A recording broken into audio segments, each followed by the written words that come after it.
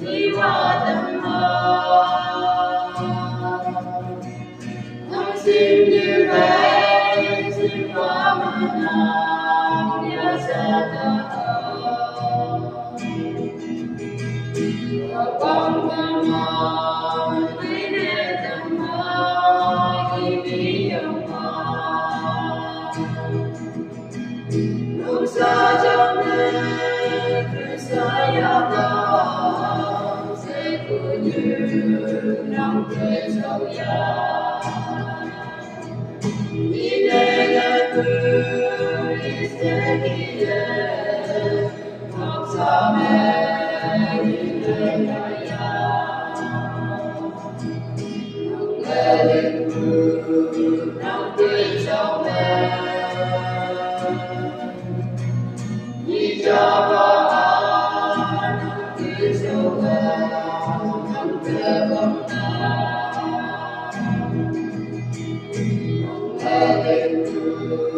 nắng tươi sâu qua kim đi đầu ta đôi chân ta lại nhẹ kề với mình máu cha ba ở câu cha đêm nhìn gió mà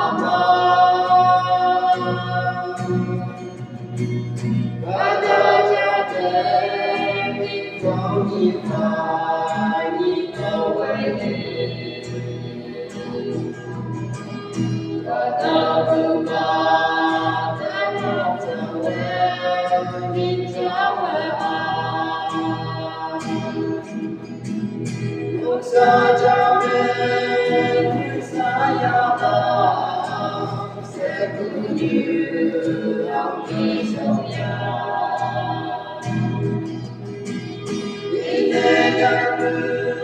đi sẽ đi đến học xa mẹ đi nơi ya về linh thương nắng đi sâu mẹ đi cho con đi sâu con đẹp không ta ở đêm mưa nắng đi sâu con tìm gì đâu đó lúc vừa qua ấy sâu sói qua đêm không ta ấm